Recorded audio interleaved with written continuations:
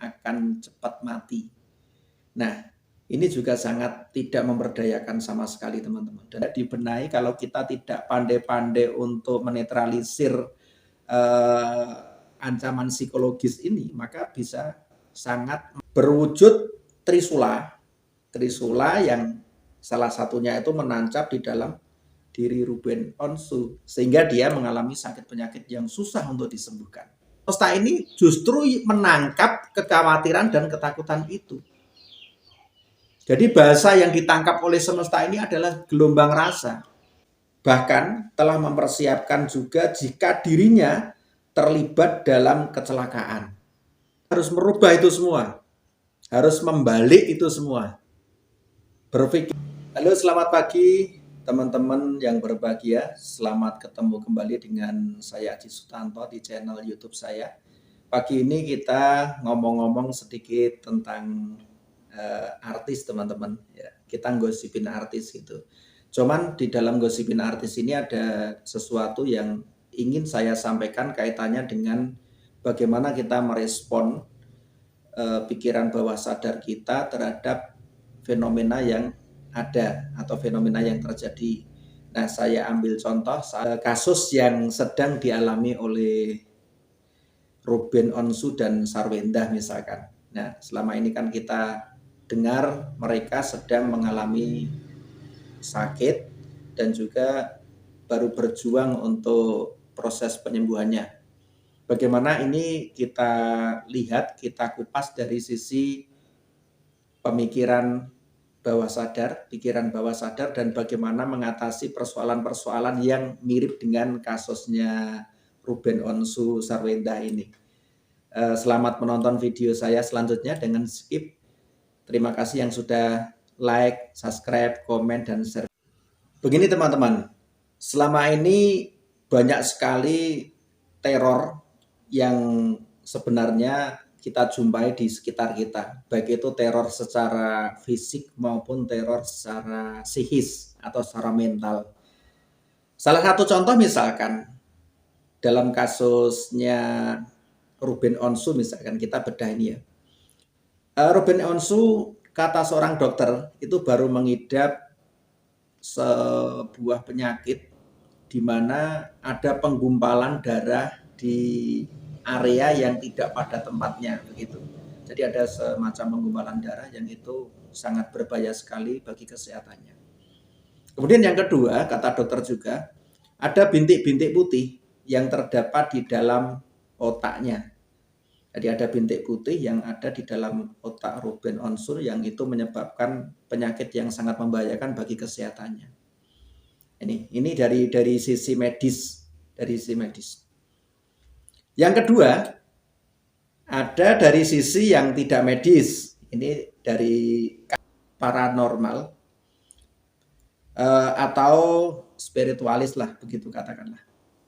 Bahwasanya Ruben Onsu ini baru ada semacam benda pusaka yang menancap di dalam tubuhnya, begitu teman-teman. Nah, benda pusaka ini berwujud trisula yang salah satunya itu menancap di dalam diri Ruben Onsu sehingga dia mengalami sakit penyakit yang susah untuk disembuhkan, begitu. Kemudian selanjutnya kata seorang paranormal ini, Ruben Onsu ini ada gangguan sekitar 7-9 jin yang ada di dalam tiga jin itu katanya ada di dalam tubuh Ruben Onsu, kemudian sambil membawa pusaka menancap di tubuhnya. Lalu yang lainnya, jin-jin lainnya itu ada di lingkungan sekitar rumahnya. Istilahnya itu kata seorang paranormal begitu. Teman-teman yang berbahagia, dari sisi medis dokter, kemudian yang kedua dari sisi non medis ya, paranormal atau spiritualis lah begitu. Dua hal ini adalah dua hal yang bisa menjadikan teror psikologis bagi seorang Ruben Onsu dan Sarwenda dan keluarganya. Kelihatannya mungkin ini hal-hal yang biasa saja sering kita jumpai dalam kehidupan kita. Namun kita sadari bahwasanya yang pertama misalkan dari sisi dokter, itu saja sudah membuat psikologis Ruben Onsu down. Psikologis istrinya juga down, keluarganya dan lain sebagainya. Karena apa? Ada sebuah penyakit yang sangat membahayakan, penggumpalan yang tidak pada tempatnya. Yang kedua ada bintik-bintik putih di dalam otaknya. Ini sudah membuat down psikologis, secara psikologis itu. Dan ini kalau tidak dinetralisir, kalau tidak dibenahi, kalau kita tidak pandai-pandai untuk menetralisir ancaman psikologis ini, maka bisa sangat melemahkan kondisi pasien, kondisi Ruben Onsu dan keluarganya. Dan itu tidak menguntungkan secara psikologis dan mental bagi pikiran bawah sadar. Yang kedua, apalagi dengan sisi-sisi yang tidak medis itu tadi, ada semacam gangguan jin sekitar 7 sampai 9 jin yang ada di dalam tubuhnya 3, kemudian itu ada benda pusaka yang berbentuk trisula kemudian menancap di dalam dirinya dan itu menyebabkan dia semakin lemah dari hari ke hari. Nah, bagaimana menetralisir hal-hal seperti ini, teman-teman? Nanti akan saya berikan tipnya. Bagaimana mengatasi persoalan yang sebenarnya ini sering terjadi. Dan kalau kita tidak mampu dan tidak bisa menetralisir atau membawa emosi kita kepada hal-hal yang baik dan memberdayakan, maka ini akan sangat berbahaya. Karena bisa membuat imunitas semakin menurun, daya tahan menurun, melemah, dan sakit penyakitnya akan susah untuk disembuhkan. Teman-teman yang berbahagia, satu hal yang sangat menjadi perhatian saya adalah ketika Ruben Onsu mempunyai pandangan bahwa dia akan cepat mati. Nah, ini juga sangat tidak memberdayakan sama sekali teman-teman dan sangat membahayakan bagi kejiwaan seseorang.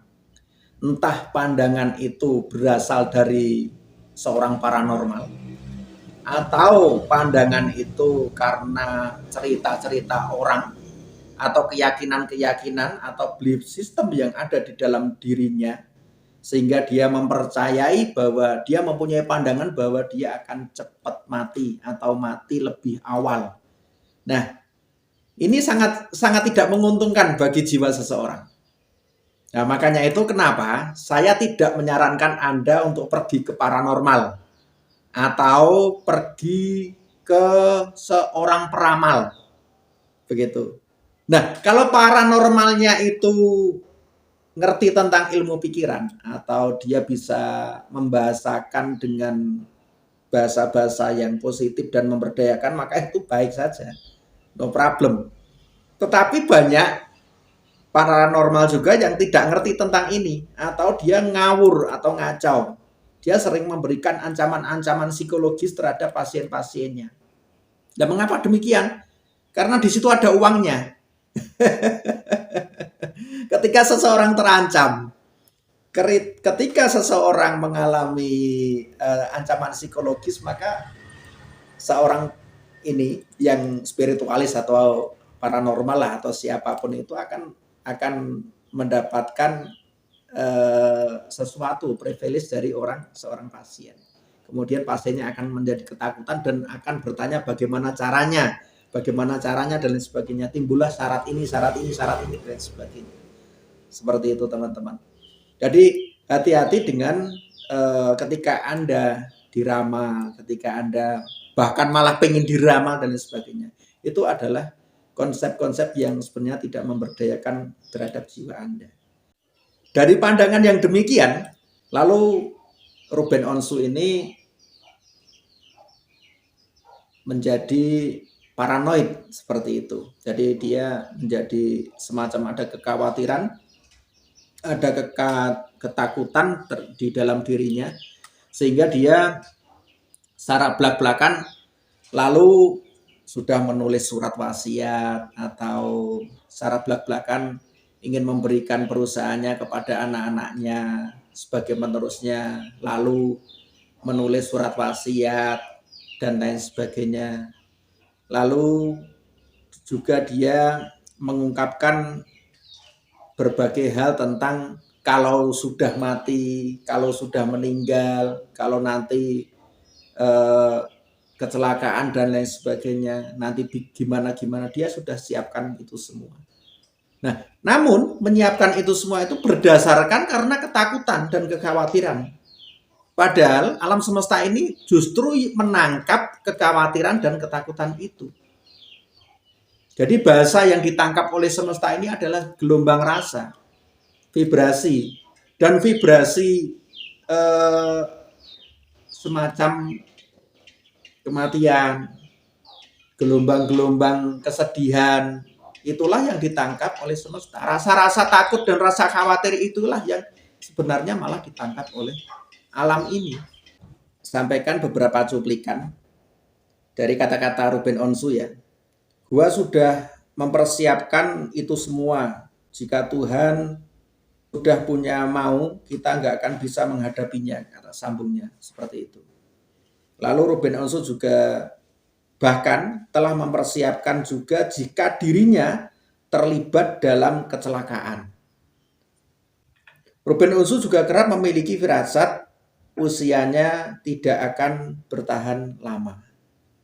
Jadi hal-hal seperti ini sebenarnya tanpa kita sadari justru membuat jiwa seseorang semakin melemah secara psikologis. Jadi ketika seseorang mengakses energi itu atau ketika seseorang menerima hal-hal negatif yang terjadi pada dirinya atau prasangka-prasangka negatif yang terjadi pada dirinya, justru itu bisa menjadi buah kenyataan dalam kehidupannya. Sering saya sampaikan beberapa dalam video-video saya bahwasanya memikirkan itu artinya menarik. Memikirkan adalah menarik apa yang energi yang kita pikirkan.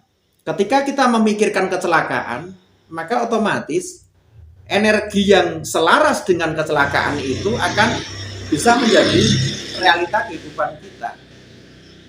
Ketika kita memikirkan kematian, maka gelombang dan energi kematian itu dekat dengan kita.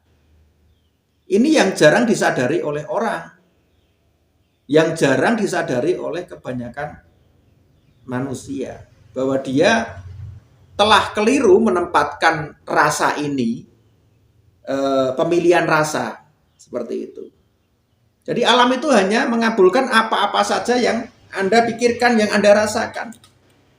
Ketika Anda merasakan sesuatu yang baik, yang tentram, damai, bahagia, menyenangkan, maka alam akan menampilkan itu. Jadi alam akan memberikan cerminan dari gelombang pribadi seseorang, vibrasi seseorang. Nah, kalau ini yang diakses adalah sebuah kekhawatiran, yang diakses adalah sebuah ketakutan terhadap sesuatu yang belum terjadi, nah hal-hal itu malah bisa datang, atau hal itu malah bisa menjadi kenyataan, menjadi terjadi dalam kehidupannya. Karena apa? Tarikan diri sendiri, tarikan dari kita sendiri. Begitu. Jadi tidak ada sebuah kejadian apapun di semesta ini yang terjadi kepada nasib seseorang tanpa andil dari seorang tersebut. Jadi sebuah realita kenyataan yang terjadi adalah tarikan-tarikan dari dalam. Bagaimana program di dalam diri Anda membentuk sebuah realita dan kenyataan hidup. Teman-teman yang berbahagia, segala sesuatu yang diberi atensi berlebihan itu akan bertumbuh dan berkembang. Ketika Anda memberikan atensi kepada sakit, maka si sakit itu akan bertumbuh dan berkembang. Ketika Anda memberikan atensi kepada sebuah hal yang buruk, maka keburukan itu akan bertumbuh dan berkembang. Demikian juga sebaliknya. Untuk melawan ini semua, untuk membuat hidup kita lebih berdaya, membuat Anda lebih kuat secara fisik dan mental, maka Anda harus merubah itu semua. Harus membalik itu semua. Berpikirlah yang baik dan positif, berpandangan yang baik dan benar, berpikir juga yang benar selaras dengan kenyataan dan realita kehidupan. Demikian teman-teman, untuk menghindari berbagai hal yang tidak memberdayakan bagi kehidupan Anda, maka saya menyarankan misalkan jauhi peramal dengan metode apapun. Karena percayalah bahwa Anda adalah satu kesatuan dengan sang sumber hidup Anda.